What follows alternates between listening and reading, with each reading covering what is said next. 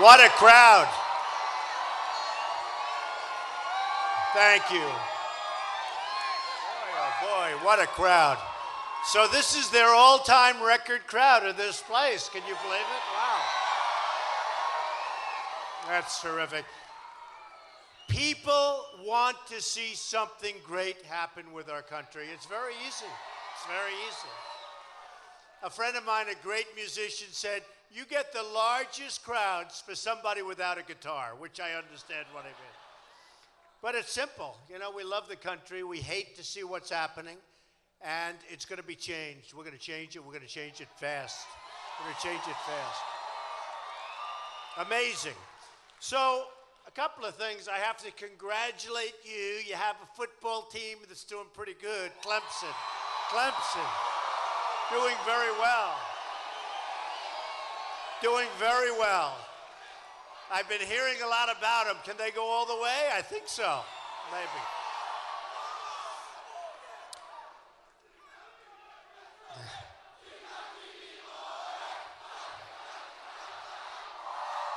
Right. That's great. Good luck. We're going to be watching. Going to be interesting. We're going to be watching. So, big Second Amendment. We're all heavy on the Second Amendment. You know, the president's thinking about signing an executive order where he wants to take your guns away. You hear it this way. This is the new. Not going to happen. That won't happen. But that's a tough one. I think that's a tough one for him to do. When you actually have the Second Amendment, that's tough. Because there's plenty of executive orders being signed. You know that. And we can't let that go on. So it'll all stop. It'll all stop. It'll stop very soon, I think, because people are tired of what's going on, and they're tired of what's happening to our country. I wanted to mention, you know, just before I got here, like 10 minutes ago, the Wall Street Journal, NBC, just came out with a new poll, and the headline is, Trump on top, highest points he's gotten so far. I mean, it's number one. Can you believe? Yeah, we're going great. We have the highest number we've had so far, and they just announced, which is hard for them to say that, I have to say. But it's our highest number. We're in number one position, and you have a lot of people that are not doing well in that poll, I'll have to tell you. You have a lot of zeros. You know, 0, 0, 0. Do you know who we have that has a 0? Lindsey Graham. What's going on with this guy? I don't know him, but, you know, he came up to my office. I saw him one time. He wanted a campaign contribution. Shocked. I was shocked to find this out. Long time ago. But he's been so nasty. It's really incredible. Today he was being interviewed, and I turn on, I see Lindsey Graham. I said, what's he doing? Go back to your people in South Carolina. Represent your people and do a good job, you know. But he said, I didn't want to go to Afghanistan. It's not right. No, Afghanistan is where we should have gone, all right? I didn't want to go to Iraq because I didn't want to destabilize the Middle East, but he doesn't understand the difference between one and the other. And it's proven to be right. It's proven to be right. But we've got to make our military so strong, so powerful, so incredible. You know, it's so important. I say it all the time. So strong, so great, so powerful that nobody's going to mess with us. You've heard it. And we've got to take care of our vets. Our vets are being treated. Our vets are being treated so badly. You know, I brought up the subject of illegal immigration, right? Our vets are being, in many cases, treated not as well as illegal immigrants. You saw the other night. Did you see the debate the other night? Can you believe this? All right? They can't give it away fast enough. Now, what they're giving is going to cost you taxes, okay? That's all it is.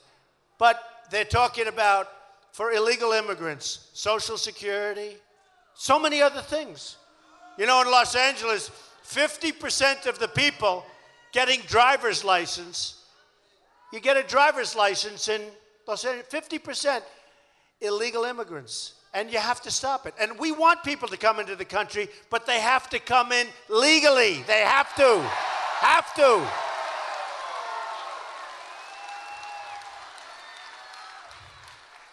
When I brought up the subject, as you know, a few months ago, hard to believe I've been a politician for 3 months, right? And for 3 months, people have been saying, no, the polls must be wrong. The polls, because practically, not only practically, from the beginning, I've been at the top of every poll, including today. And they had an article written in one, from the time this guy, when are they going to get it in their head? We're doing really well. When are they going to get, like, for instance, the cameras down there? You won't see this kind of a crowd. Record crowd. The folks that run the arena, they just came to me. They said, sir, this is the biggest crowd we've ever had. By far. They didn't even say close. And I tell people, I go home, my wife sees me. She goes, oh, did you have many people? Because we have crowds like this everywhere. The reason, it's not me, it's the message. It's the message. It really is. It's the message. But they have the cameras. Look, live cameras. CNN, Fox, everybody. MSNBC, everyone. And they have live cameras, but they don't ever scan the room. Because if they scan the room, what happens is you'll see this kind of outpouring. And it's an outpouring of love. It really is. It's an outpouring of love. Scan the room. Go ahead, folks. We got time. Look, they don't want to move. Unbelievable. Oh, it's the thing I've learned most. And somebody said, what have you learned the most? Thank you, darling. I love you too. They said, what have you learned the most? What's been the biggest surprise? And one, and I can't say about all journalists and all of the media, but a tremendous portion of the media it's so dishonest. It really is dishonest. They don't report the facts. Now, for some people, they report more than the facts. I have to be honest. They have their total prejudice. And for some people, they report things that are opposite. I mean, literally opposite of what I'm talking about. We had one case recently where we were actually in New Hampshire. We had 5,000 people. We had packed. And this was in a small auditorium. And then they had another one next door. And then they had the kitchen. It was in a school. People filling the kitchen with closed circuit. And then Hillary,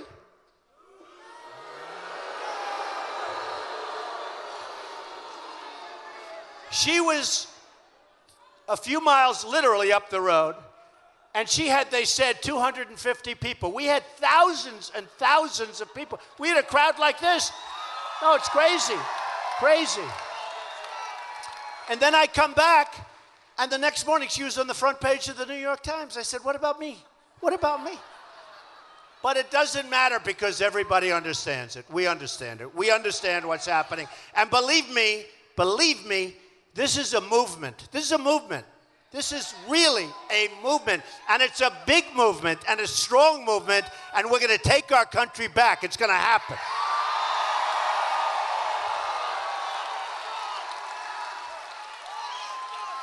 So, I love polls. When I did The Apprentice, I loved ratings because I always had, right?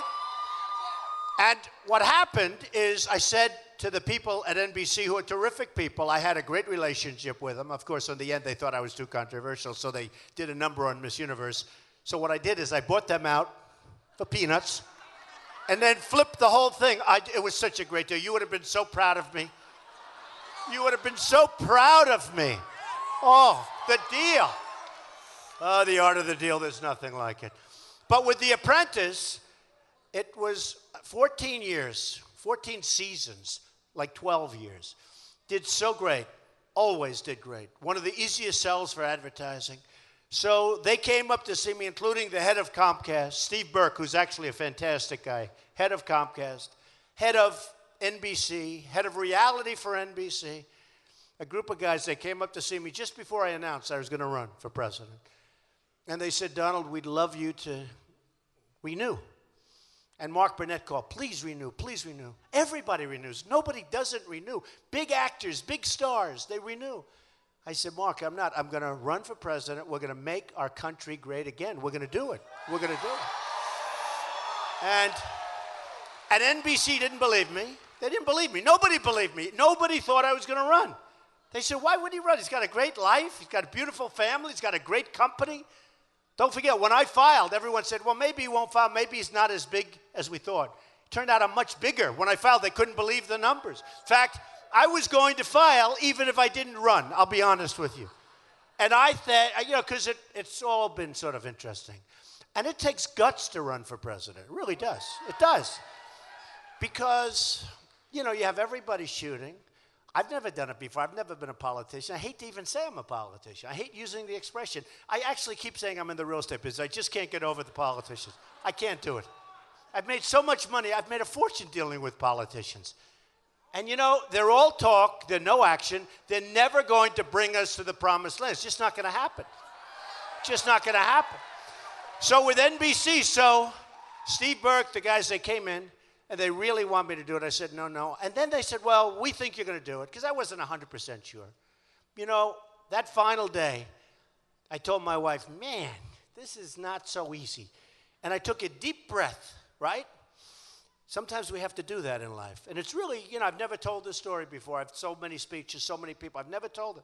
I took a deep breath, and I got on that escalator. You know the famous escalator? Very famous scene where Melania is waving very gently, and I'm going, "Grr." But the truth is, I took a deep breath because it's something that I've never done before. It's a new experience. And it does. For a politician, it doesn't take guts. That's all they do is they run for office. They run and again and run. They win, they lose. Doesn't matter. All they do is run. And what they care about and what they're good at is getting reelected. And we can't have that. We can't have it. We can't have it. And I told that to the folks at NBC. I told that to the folks at Comcast, great companies. Great friends of mine, great people. In fact, so great that I'm doing Saturday Night Live in 2 weeks. Can you believe this? Can you believe it?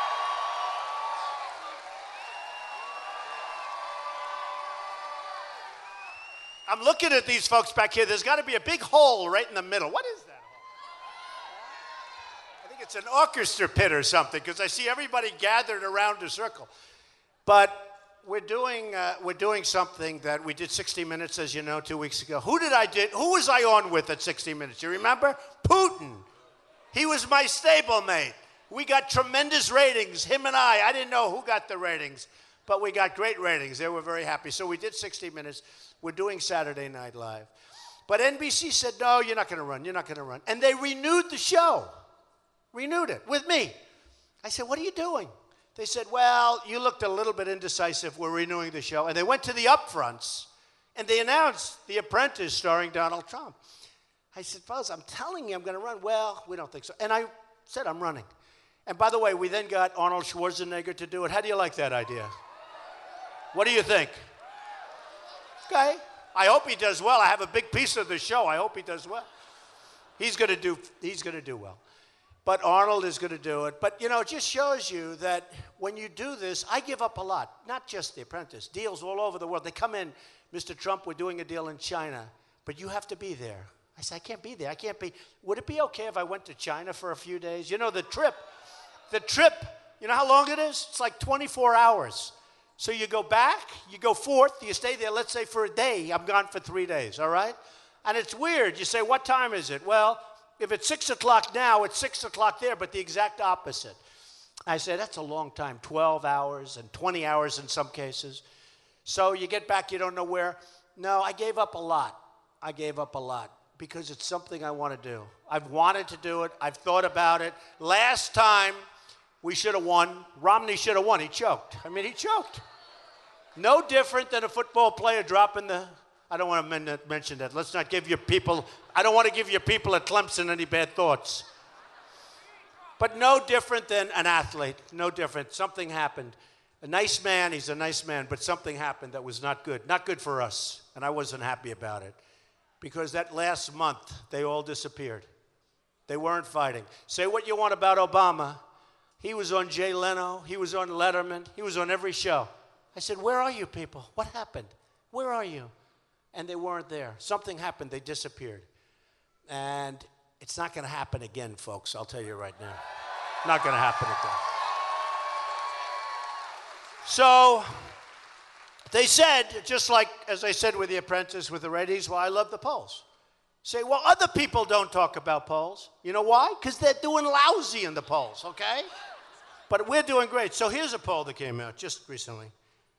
Trump in South Carolina. Did you ever hear of a place called South Carolina? Huh? Right? South Carolina, Trump, number one by a lot, by 18 points. Can you believe it? We're at 36. We're at 36, and your sitting senator, I don't want to mention it, but he says such terrible things, so nasty. He's at 5, we're at 36. But we have an 18-point lead over the second place. Amazing. In Ohio, you have a nice governor in Ohio, Kasich. We're at 23, and the governor of Ohio is at 13, which is, pretty amazing when you think, right? And he's a good governor. In New Jersey just came out, we're at 13. No, I'm sorry, we're at 32. When I said 13, I said, what happened? What happened? No, in New Jersey, we're at 32. Carson's at 13. And Christie, the governor of New Jersey, is at 5. In Nevada, we're number one by a lot. We're at 38. And we're number one by a lot with Hispanics. We're in the 30s with Hispanics. Because I'm going to win. We're going to win the Hispanic vote. We have great relationships with the Hispanics. I employ thousands of Hispanics, and they're great people. And I love Mexico. The problem is their leaders are too smart, too cunning for our leaders. They rip us, and we can't let that happen. In Ohio, so amazing. In Florida, we're way up. In New Hampshire, we're at 32, and everybody else is way, way down in the teens and far below that. And then we had a national poll where OAN, we're at 35. Carson is at 17. That's in second place. And my favorability has moved up to 67, which they say is like a record. I don't know why. They don't know I'm actually a nice person. And just to finish this, Connecticut, I'm at 34. Second place is 14. Let's have this election immediately. That's the Quinnipiac. Let's get it going. Here's one that I loved. I love this one. This came out yesterday. Shocking poll, shock poll. Trump blue-collar support, highest since FDR. That's Franklin Delano Roosevelt. Oh, think of it. I kid you not. Here, for the cameras. Get that, cameras. Highest since FDR in the 1930s. Can you believe that? FDR. That's good. That's a good sign. And you know why? Because they know that we love China, right? We love China. Not going to happen anymore. Not going to happen anymore with China. Not going to happen anymore with Japan.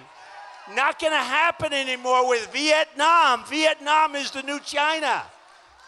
We're going to bring our jobs back. We're going to make our own stuff. We're going to bring them back. We all love Boeing, right? Do we love Boeing? But Boeing made a plane order recently, 300 planes for China. China's making them build a massive, massive plant in China. Why? We're not doing that. When they send their stuff over here, and by the way, I know so much about China. The largest bank in the world is my tenant. I sell apartments for $25, $30, $35 million. Am I supposed to dislike them? I love them. But Boeing now is going to have to build a plant over in China. I don't think that's right. No, I don't think it's right. They're building a massive plant in China. So it's tough. Now, just to finish with what we started. So they break down. All these guys, all of the candidates, they have pollsters. You know what a pollster is? That's a person that gets $100,000 a month to tell the candidates what to do, right? If they're so good, why aren't they running for office? When you think. But some of these guys make a fortune, and they're tough, and they're smart. And I think they scare the candidates. I don't want a candidate that could be scared by a pollster, right? They pay them a lot. You shouldn't have said that. I've seen it. You shouldn't have said that today in South Carolina. You have to say this. Well, I don't really believe in that. Doesn't matter. You have to say that. You want to get elected. Who wants this stuff?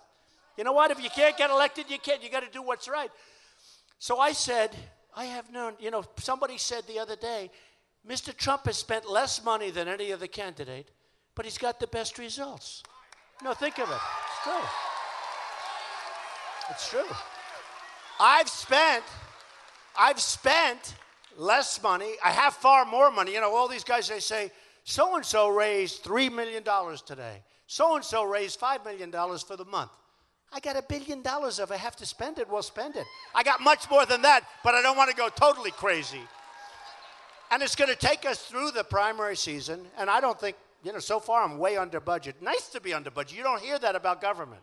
But I thought up until this time, I would have about $20 million spent. I spent like peanuts, a tiny fraction.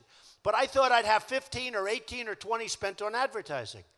But I'm getting so much. Look at all those cameras. They're all live. No, it's unbelievable.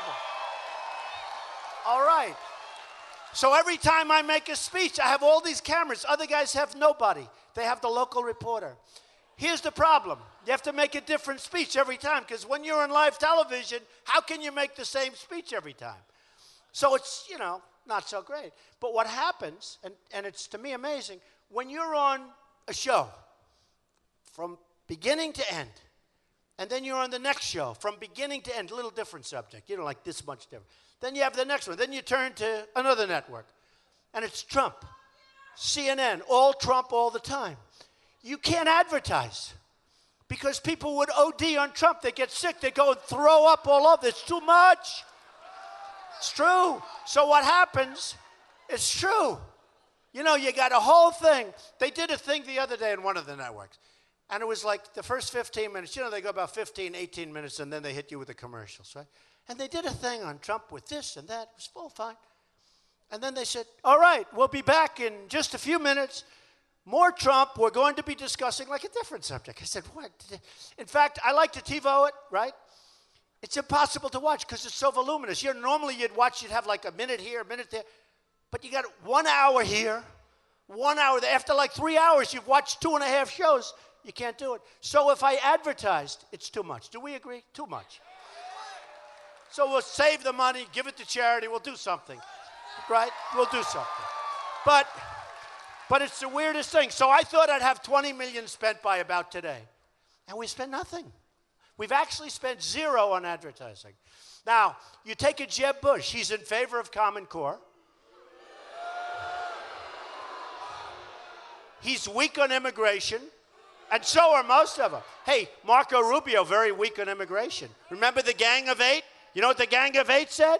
And the Gang of Eight, a lot of Democrats in there, liberal Democrats. The Gang of Eight said, oh, let him come in, let him come in. Well, his poll numbers tanked, and he immediately all of a sudden got away from the Gang of Eight. That's what, you don't want that because that's false. That's a false messenger. It's really a false messenger. Gang of Eight. What? Oh, medic. Oh, go ahead, take that. That's more important than all of this. Go ahead, a medic. Hopefully they're okay. Are they okay? They're okay? Oh, she just fainted. You know what? That means she was excited. That's okay. Make sure she's good. Those are my best fans. The ones that faint, I love the most. That's fine. Okay, everything good over there? Okay, take your time. Take your time. Make sure she's perfect. I noticed they have a couple of ambulances right outside just in case. But that's great. I love you too. I love you too. I love you too, but I love her, and I want to make sure she's okay. Is she okay? All right, good. I think they're going to be fine. Everything good? Let's get going then. So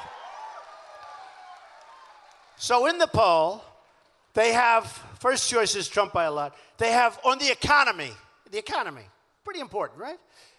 Trump, 67. No, how do you do that? 67. Don't forget, that's with 16 people. We had 17, but as you know, Governor Perry dropped out.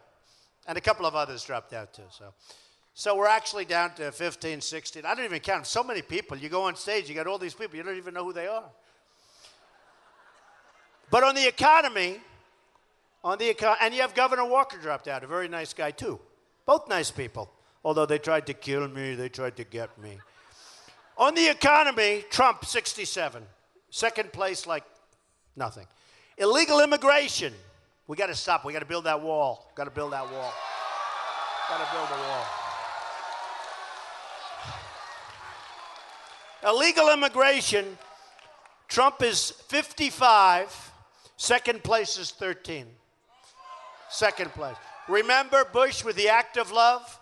Right? They come for love. He's talking about a different kind of love. Look at this guy. He knows. On foreign policy, Trump 34, second place 12 and 13. On ISIS, I mean, can you believe? We used to have General Patton. We used to have, think of it. And these were unpredictable people. I need unpredictability.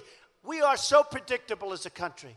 On trade, on military. Remember when President Obama said, yes, we will be leaving Iraq on this date. Right? So the enemy sat back and said, oh, why should we be fighting? Let's wait a year ago. So they go hide. We leave and they knock the hell out of everything. Many of those enemies turned out to be ISIS. We need unpredictability. Can you imagine General George Patton? Think of it. You know what I mean, right? Right. No, I'm watching television, and I'm hearing all of these dates. Yes, we're going to attack in 2 weeks. We're going to go from the front. We're then going to go here. Then they attack, and it's brutal because they're so prepared. The whole thing is crazy. But when Obama said, we're leaving Iraq, now I said we shouldn't have been in there because it's going to destabilize the Middle East. In all fairness, I was right. You know, I told you, we're going to build the greatest military. We're going to build the greatest. But we got to know when to use it. We got to know when. We got to know when to use it. Because right now, we spend $2 trillion. Think of it. $2 trillion, lost thousands of incredible people, thousands. We have wounded warriors who I love more than anyone. We have wounded warriors all over the place. Yeah. And you know what we have because of our incompetent leaders? Nothing. Remember I said, look, you're in. Take the oil. Remember they said, that's a sovereign nation. That's a sovereign nation. That's not a sovereign nation. These are people that are not very honest people. Believe me, you've seen it. You've seen it. They have taken advantage of us to a fare thee well. I heard one of the candidates I'm running against the other day say, we have to show Iraq that we mean it. We've got to give them a pound of flesh. Do you believe this? Like we haven't done a lot over the last long period of time. One of the longest. Actually, Afghanistan just turned out to be the longest war for us. The longest war we've ever had. But there were a lot of bad dudes in Afghanistan. We should have been there. We should have been there. Had to stop it. You know, they're right next to a place called Pakistan, right? And you know what Pakistan has. So to a certain extent, you have to know where to go and what to do. But we are going to end up being so strong and so powerful, but we just need some leadership. We got to have the right person. So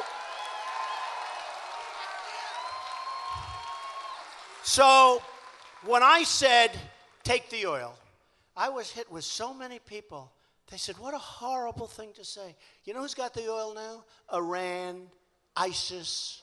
You know where ISIS is funding itself? From the oil that they've taken between Syria and Iraq. Do you know that Iraq has the second largest oil reserves in the world? Nobody knows that. Do you know that in Afghanistan, and by the way, you know who the biggest buyer of oil is from Iraq? China. I got to hand it to them. I tell them all the time. I have friends. I say, fellas, you're so smart. They said, oh, yes. You know, they used to tell me they can't believe they get away with this. But now that I'm running for president, said, no, I never said that. I never, But China. So do you know in Afghanistan, very mountainous. And nobody knew this, but Afghanistan has tremendous mineral content. Tremendous minerals. Nobody knew it. Who knew it? And they're great fighters. In fact, they drove Russia into bankruptcy. The Soviet Union went into Afghanistan. These guys fought them forever. It drove them, literally broke up the Soviet Union because of Afghanistan. So we're fighting in Afghanistan, which is okay. But on the other side of the mountain, you have China with massive excavators taking out all the minerals, taking out. They don't fight. They're so much smarter than us. Oh, but I've got guys, including myself, we're going to do so well. We're not going to have it anymore. So China, thank you. Somebody said to me, very interesting. They said, Trump's a great speaker, but his one problem is he speaks through the applause, okay? In other words, people start to applaud and they keep going. You know why? Because I'm so excited about what I'm saying and about making our country great. It's true. It's true. I don't have time to wait for you people. I just don't have time. I want to go. And they say sometimes he'll make a sentence and he won't quite finish the sentence. You know why? Because the people that are with me are smart. They know what the end of the sentence is going to be. It's true. I want to get on to the next sentence before I finish. It's really true. I mean, I say a sentence and I know the rest of the sentence, and everybody else, I said, all right, good, just, you know, in your mind, you're going to. These are smart people. We have smart people. People that come to my rallies are the smartest people. And they know it's true. It's true. It's true. And they know what's going to happen. And they know that we're going to do a lot of cutting, but we're not going to hurt anything. First of all, we're going to save Social Security. You know, people have a contract. People have a contract. And we're going to take care of Medicare, Medicaid. We're going to do things that never, we're going to terminate Obamacare, which is turning out to be a total disaster. Terminate. We're going to terminate Obamacare.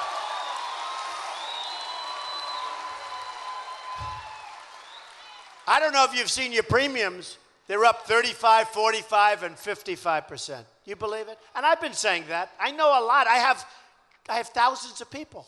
And I understand. It's up. And it was all a lie. 28 times it was a lie. You're going to keep your doctor. You're going to keep your plan. You're going to keep everything. And a lot of the Democrats that approved it got swindled because they would have never approved it if they knew what was going to happen. But we're going to terminate Obamacare. We're going to replace it with something that's going to be great and a lot less expensive for you and a lot less expensive, frankly, for the government. You know who makes the money with Obamacare? I don't know if you know. The insurance companies. They were big, big supporters of Obama. And the insurance companies, and they have artificial lines around every state. So if I have thousands of employees, let's say in New York, and I want to get a plan, I get one bidder. I get like one bid.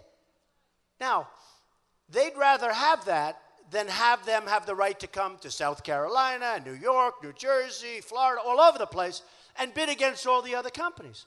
I'd rather have a monopoly in New York or a monopoly in South Carolina or a monopoly wherever I might be because they're going to make a lot more money, a lot more money. They're going to make so much more money.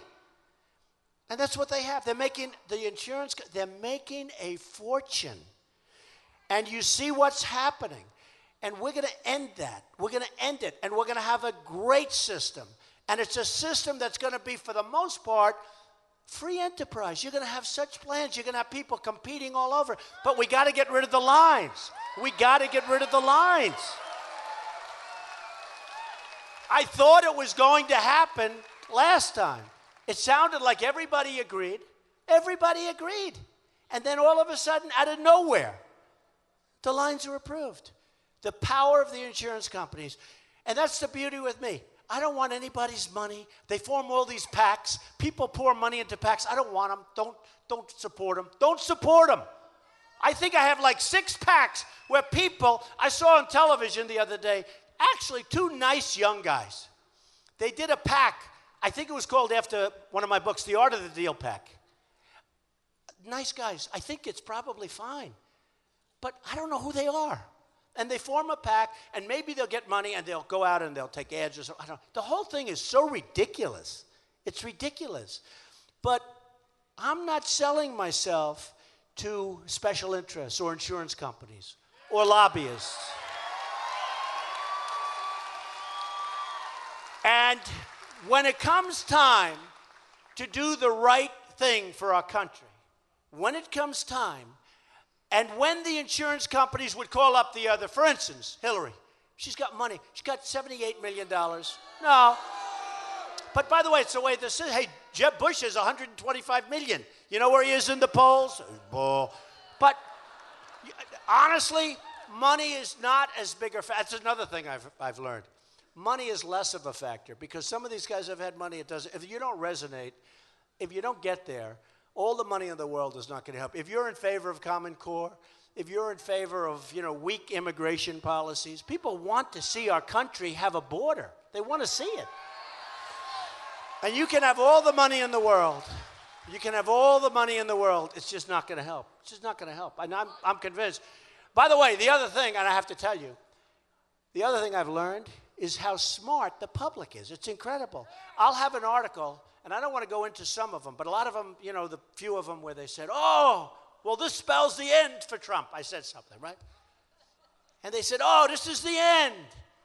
And then a week later, the new polls come out, and I go up 10 points. It's the weirdest thing.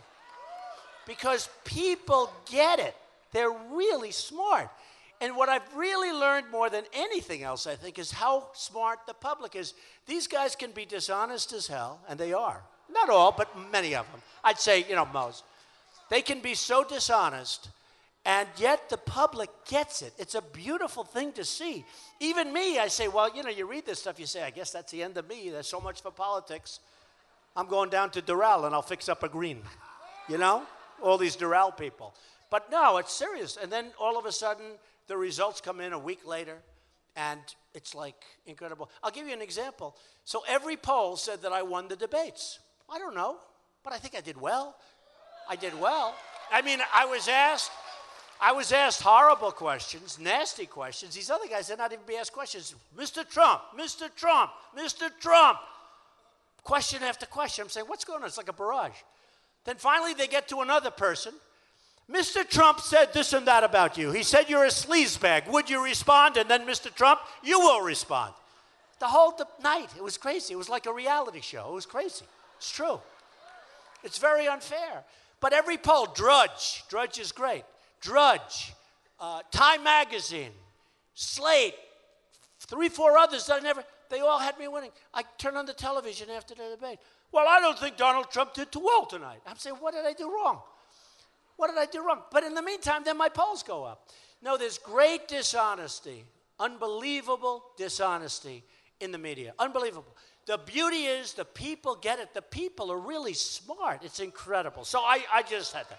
By the way, just to finish on the polls, here's the one that you'll like. How things work in D.C. Trump, 60. In other words, who's going to change how things work in D.C.? Not good. Although I am building one beautiful hotel right on Pennsylvania Avenue. That I can tell.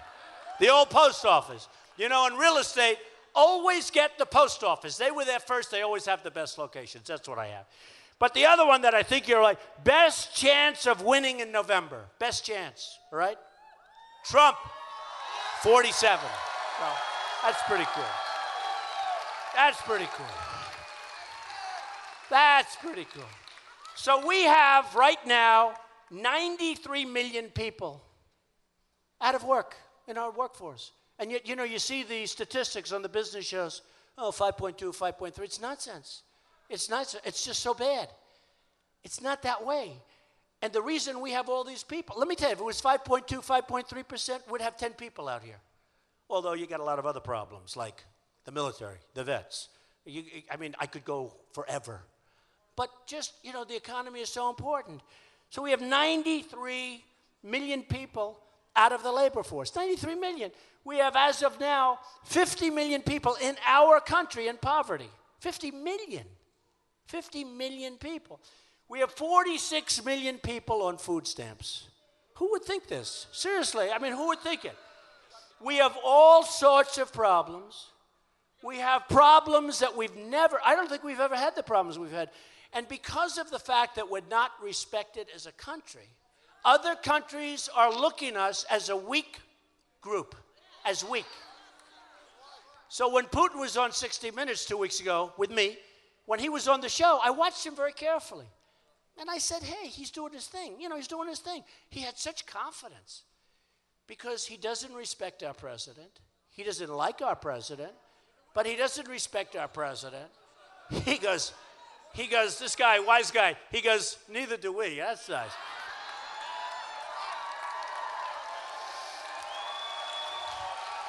Who said that? Who said that? Oh. Guy goes, neither do we. That's very tough. But But we're going to have something happen. So Hillary, believe it or not, and I don't think you like her too much. How's she going to do in the state? I mean, how does she do? You know, we're beating her nationally, which is great. I love that. Oh, I love it. But Hillary and, in all fairness, Jeb and Marco said, you know, with the water, wow, wow, wow, so much water. I never saw a human being drink so much water. You know, I did something the other day because I've gotten to watch and see. You always like to see your opponent, your whatever. And I've really watched Putin. And I think Putin can be dealt with. I really do. I think he's just got no respect for what we're doing. He's got no respect for us as a country. He's got no respect for our leader. But I was watching, and if you remember Marco when he was going against the president's speech, you remember that? And he was doing live television. He grabbed the water on the side. I said, what the hell just happened? But we have to be cool. And I envisioned Putin sitting down there and Marco Rubio walking into the room, sweating. I never saw a young guy sweat like this. He's a young guy. I said, are you okay? It's true. At the last debate, I said, are you okay? And I see him sweating, and I'm just saying to here's Putin. He's sitting down very cool like this, right? You know, again, he's been ripping us for years. He's now saying, who's the next guy? And Rubio walks in pouring sweat. This is not a good poker player. Do we agree? Do we agree? But they said, in particular Jeb and Hillary, they said, we don't like Donald Trump's tone. They used the same word the same day, tone, my tone. They said it's too strong, it's too tough, and it's not nice. Well, can you imagine? Can you imagine? It's not nice. And they said, what do you think, Mr. Trump? The cameras hit me. They said, what do you think, Mr. Trump? And I said, you know what? I think the opposite. I think that right now you have people's heads being cut off all over where they're being cut off in the Middle East because they're Christians. Because they're Christians. And for other reasons too, believe it or not. But especially, they're being cut off on television because they're Christians. We're being ripped by every country in the world. China and Japan with their cars, and Mexico, and every country, Vietnam, Brazil. Name a country. Where do you come from? Name a country. We're losing to everybody. And it's time that we have a tough tone. We need a tough tone. We need a tough tone. A woman came up to me and she said, I love you, Mr. Trump, but I just don't know if you're a nice enough person to be president. And I am a nice person. Believe it or not, I have great relationships with people. I help people. I love people. I do. I love people. That's why I'm doing this.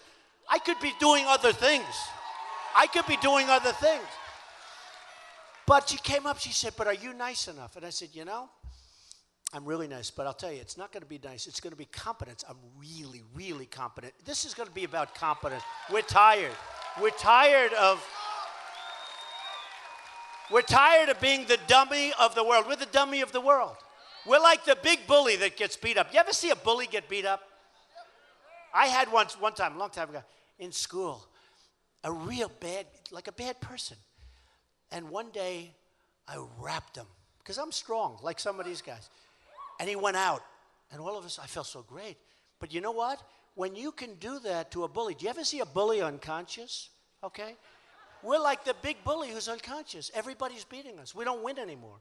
We don't win anymore. We're going to. No, we're going to. You're going to have, I say it, you're going to have victories coming out of your ears. You may, you will. Believe me. Believe me. Believe me.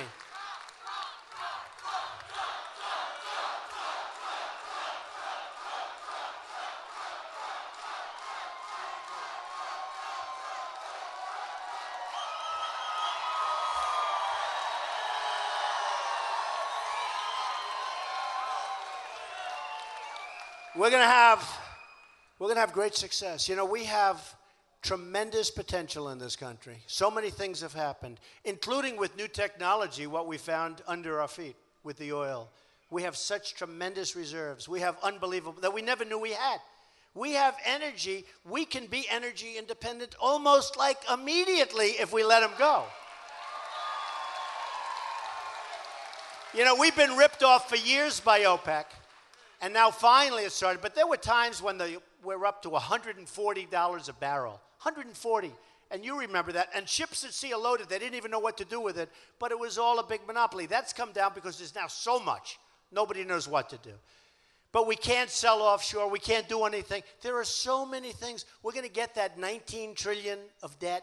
We're going to get that down bad, fast. Fast. We're going to get it down fast.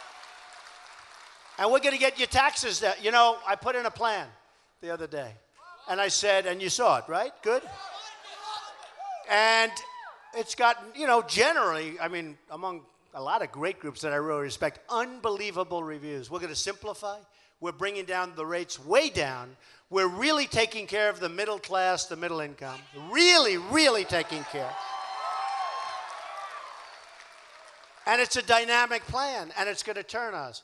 So we have right now, listen to this, $2.5 trillion offshore, money that wants to come into the country. For 3 years, Democrats and Republicans, everybody has agreed, we agree, it should come here. But the taxes are so high, and the complexity of getting in because of our stupid tax code is so bad, that they can't get it in. But everybody agrees that the money should, $2.5 trillion. I think the number's much higher than that. Now, if we got that money in, $2.5 trillion, what we could do with our roads and with our this and our hospitals and our airports, we're like third world airports. I mean, all over the world I go to airports, the most incredible things you've ever seen. You come home, you land at LaGuardia with potholes all over the place. You land at Kennedy, you land at LAX. You land at Newark. It's like from a different world. We're like a third world country. We're like a third world country. People that used to look up to us now blow us away with their highway systems and their schools. How about our schools? We spend more money per pupil than any other country in the world, in some cases by double and triple. And we're number 28. You have third world countries that have a better educational system than we do. You explain that. Okay? And a part of that is Common Core, which so many people support that I'm running again. So we're going to end that. Big part of it is Common Core. So I look at what's happening. I see what's going on, and I see it so clearly. I see when Japan is selling a friend of mine excavators. And he's always bought Caterpillar. But now he's buying Komatsu. He buys Komatsu because they've devalued the yen to such a level that Caterpillar, and you see what's happening with Caterpillar and others, but they can't compete. And my friend's depressed, and he comes to me. He's a big excavator. He's got a lot of stuff, a lot of equipment, buys a lot of stuff. Always bought Caterpillar. And he comes to me and he goes, I'm so sad. Why? Because I just ordered a lot of Komatsu equipment out of Japan. It's fine. It's good equipment. Not as good, by the way. It's not as good. A lot of ways, not nearly as good. But it's good equipment. It's acceptable stuff. But he felt badly because he said, all my life I've ordered Caterpillar. Now I'm buying Komatsu because they devalued the yen. Now, China is the king of the history of the world is China for devaluation. They are killing us. Hundreds of thousands of jobs have been taken away from our country. You're going to see it with Boeing. I hate to say it. You're going to see it with Boeing. You watch. You watch. Watch what they do with Boeing. Unless I get in which case, don't worry about it. Don't worry about it. Don't worry about it. But China, so I have friends that are in the manufacturing. One in particular is a great manufacturer. I said, how are you doing in China? He said, it's impossible. We can't do business. We can't get our product in. And he is great. He does the best product, better than their product. And he said, I can't get it in.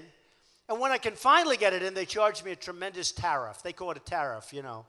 So we take all their stuff for nothing, and they charge us tariffs. Now, I believe in free trade. I believe strongly.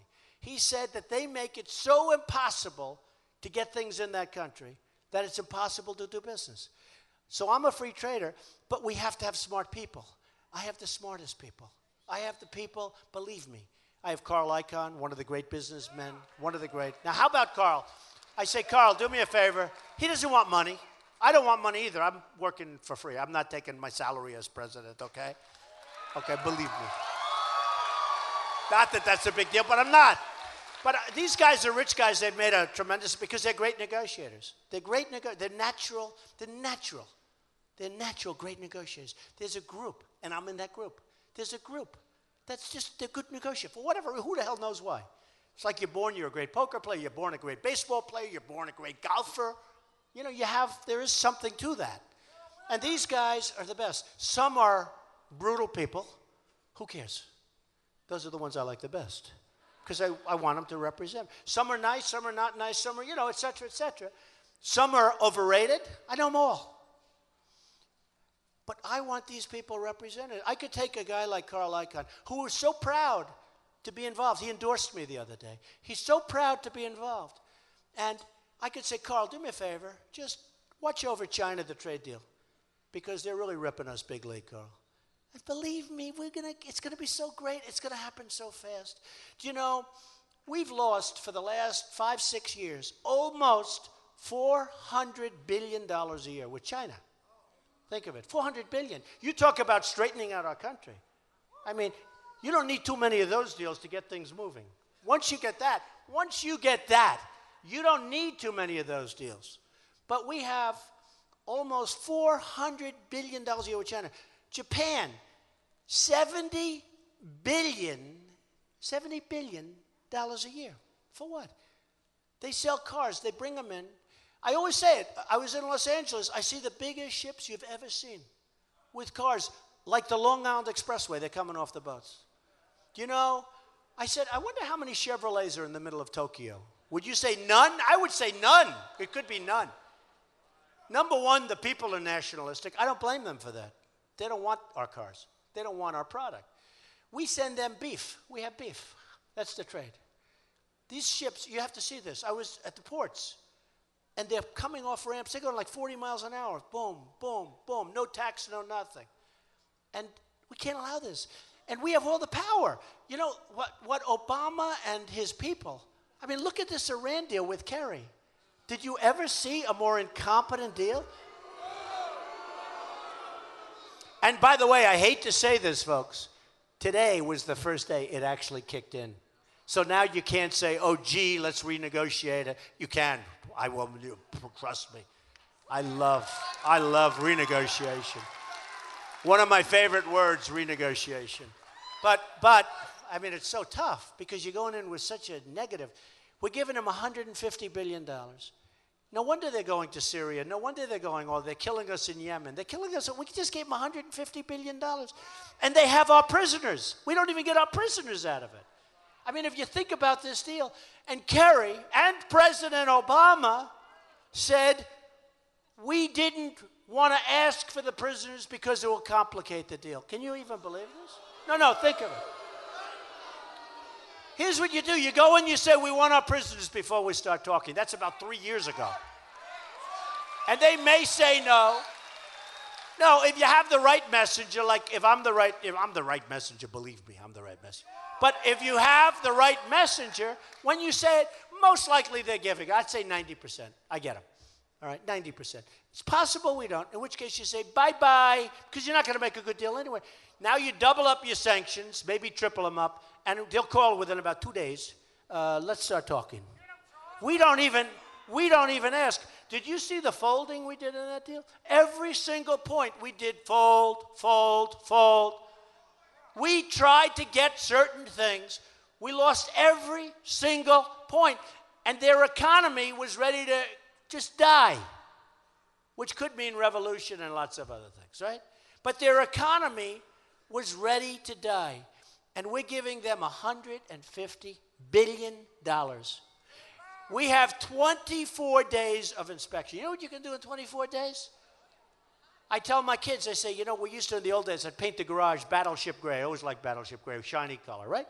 Battleship gray. They can clean it up, fix it up. Because before you get to the 24 days, you have to go through a whole legal process. So the 24 days could be much more. But the greatest of all is where they agreed that they will self-police. They're going to Iran. They're going to self-police. So we talked about the prisoners, but the other day they said, we will now negotiate with the prisoners. So the deal's already done. Now they want to open.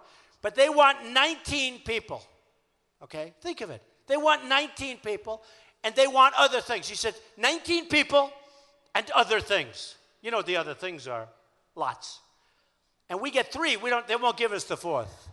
They're now going to give us 3. They don't want to give us the 4th. We are so stupid that we can allow this to take place. And what it's going to do is lead to nuclear proliferation. It's going to lead to it. Yemen, all these places. Do you think they want Yemen? They don't want Yemen. They want Saudi Arabia. Look at the border. They want Saudi Arabia. And we sit back and let it happen. We can't. We don't have, I'm telling you, I will straighten things out quickly. But you don't have that much time. You don't have that. You can't go another 4 years with Hillary. It's the same thing with Hillary. You can't do it. You can't do it. You can't go because it's going to be the same old stuff. It's going to be dishonesty. It's going to be all of the stuff that you're watching.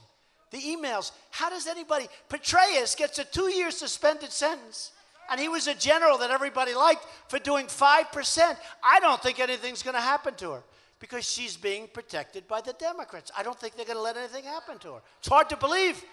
I mean, if that was anybody else, if that were some Republican, the clinker would have been shut about a year ago. It's true. I don't think it's going to be a big point, but I don't think anything's going to happen. So we have so much to do. We actually can do it fast. We can get things going. I move quickly, honestly. We're going to get things going quickly. What we can't do is go another 4 years. If we go another 4 years with this kind of mentality and thinking, we're not going to have our country back. We're not going to have our country as we know it. We're just not. It's so important. We're just not going to have it. So it's such an honor being here. And you know, I have to tell you this. I love you too, darling. Oh, look at you. Whoa. I love you too. I love everybody in this room. I really do.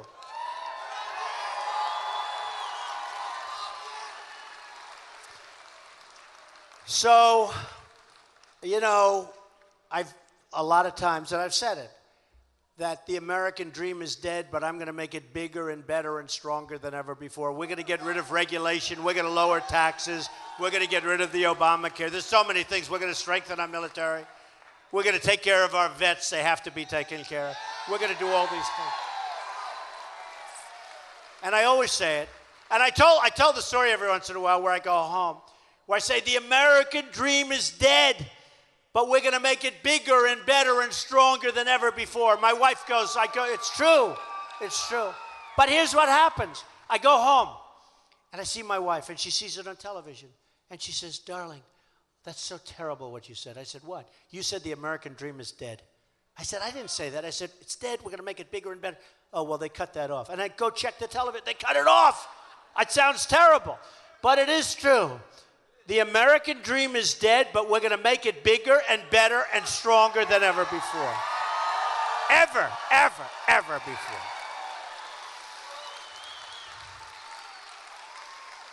And I'll tell you what, and it's a big promise, but I will do everything in my power to do it. We're going to make America great again, but we're going to make America, I think, and I really believe, greater than it's ever been before. I really mean it. I really mean it. So I want to thank you all. Thank you. Thank you. Thank you. Thank you. Thank you, man. Thank you, everybody.